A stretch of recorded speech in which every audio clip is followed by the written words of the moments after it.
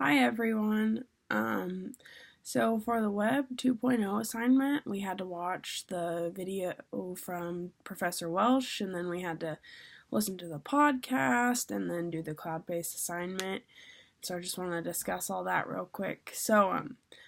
I was actually not excited about watching the video from Professor Welsh, but it was actually really interesting.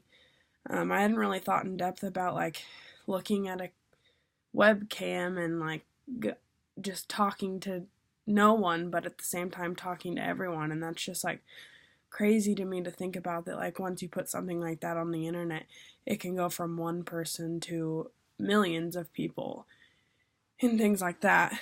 So I thought his primary messages were the internet can be used in so many ways, and web recordings and things like that on places like YouTube can reach so many more people than you realize that they can, and they can impact so many more people's lives than you realize that they can. And it's just super cool to see how other people can interact with others all over the world just from uploading a video that they talked to their webcam through.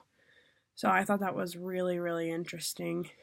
And as a future teacher, I think that that's really great because you can use your YouTube account and subscribe to other people that are relative to what you're teaching about. They're talking about things that you're relative to teaching to, and I don't know, I just think that's really cool. It's just a whole worldwide, obviously a networking system that you can connect to so many others that are doing the exact same thing as you or that you need help with, and they'll help you.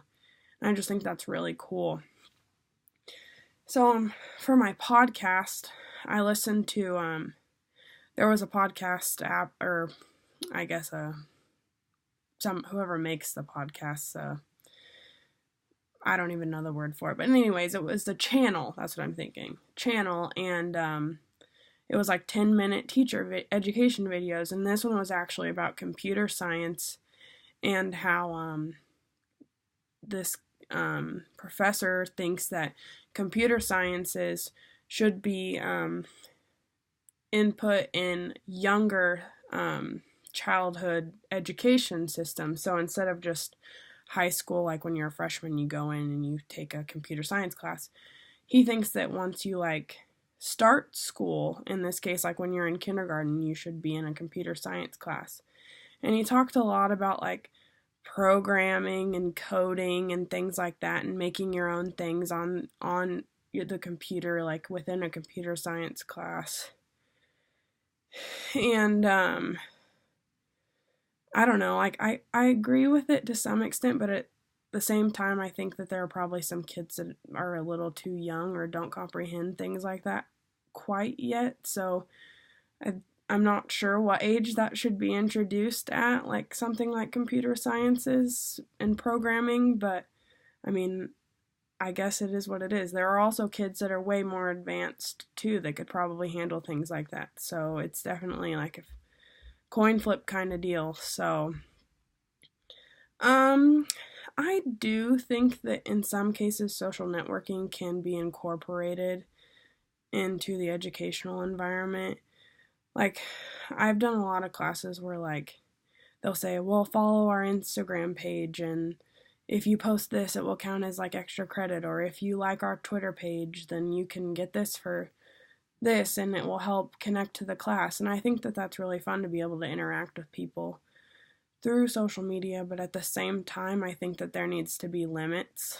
You can't just use social media it has to be for an educational purpose, I should say. So that's what I mean by that.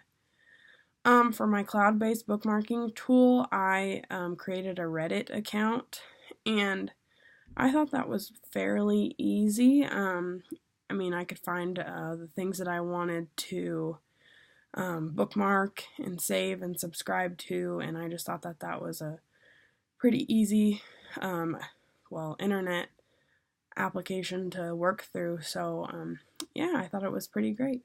So overall, I thought the Web 2.0 assignment was pretty relevant and easy, and I really enjoyed Professor Welsh's video. He was funny and very insightful. So have a good day, guys.